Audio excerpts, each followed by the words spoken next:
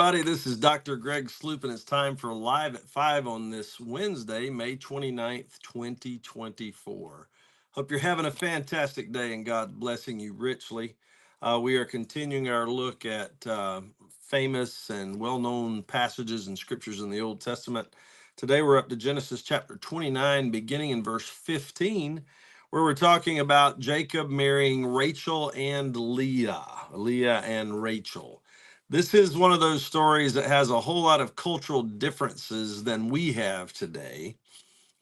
Culturally, today we primarily have monogamous relationships. We don't have polygamy. We don't have multiple wives or anything of that nature. We just have one man, one woman in a marriage relationship that we hope lasts for all their lives.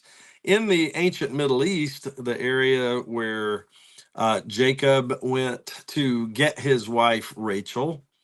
Abraham had one wife, but later had extra wives. He did have a concubine. Isaac had one wife. He had her for his whole life, Rebecca. And then now we see Jacob going to the land of his family to Laban's house. And in this particular passage of scripture, in verse 15, it says, "Then Laban said to Jacob, because you are my relative, should you therefore serve me for nothing?" Now, at this point, Jacob had already been serving Laban for a month. And he said to him, "You can't just work for me for free. You've got to give me something that you want that I can provide for you." He said, "Tell me, what should your wages be?" Now, Laban had two daughters. The name of the elder was Leah, and the name of the younger was Rachel. Rachel is the one that he saw at the well, the one that he basically fell in love with at first sight. Leah's eyes were delicate or weak, but Rachel was beautiful of form and appearance. Now Jacob loved Rachel, so he said, "I will serve you 7 years for Rachel, your younger daughter." 7 years. He's going to work for this man 7 years just to have the right to marry his younger daughter. Well, I mean, that's a big deal because he loved her, but it just is a different world. Instead of saying, "I'll work for you for $10 or $20 or $30 an hour," he said, "I'll work for you 7 years to be able to marry your daughter, Rachel." Laban said, "It is better that I give her to you than I should give her to another man. Stay with me." So they made the deal. So Jacob served 7 years for Rachel, and they seemed only a few days to him because of the love he had for her. Wow, he was smitten. He really did love Rachel if he was willing to work 7 years for the right to marry her. Then Jacob said to Laban, "Give me my wife, for my days are fulfilled that I may go into her." He wanted to have the wedding and he wanted to be able to begin to live with her as husband and wife. And Laban gathered together all the men of the place and made a feast. Now it came to pass in the evening that he took Leah, his daughter, and brought her to Jacob, and he went in to her. And Laban gave his maid Zilpah to his daughter Leah as a maid. That'll be significant later as well. So it came to pass in the morning that, behold, what a surprise it must have been. Behold, it was Leah. And he said to Laban, "What is this you have done to me? Was it not for Rachel that I served you? Why then have you deceived me?" I'm thinking to myself, Jacob, you of all people should not be mad if someone deceived you. It kind of runs in the family. You deceived your brother. One time he was pretty aware of it. The second time you just straight up robbed him of his birthright. "Why have you deceived me?" I'm thinking, you're such a hypocrite. Come on, Jacob. And Laban said, "It must not be done so in our country or in our place to give the younger before the firstborn. Fulfill her week, and we will give you this one also for the service which you will serve with me still another 7 years." Now, there's a lot of, not controversy, but uncertainty about whether he worked another 7 years before he got Rachel. But I think the reading of this basically says that he received Rachel immediately and then worked the additional 7 years. It says in verse 28, "Then Jacob did so and fulfilled her week. So he gave him his daughter Rachel as wife also. And Laban gave his maid Bilhah to his daughter Rachel as a maid. So Jacob also went into Rachel, and he also loved Rachel more than Leah.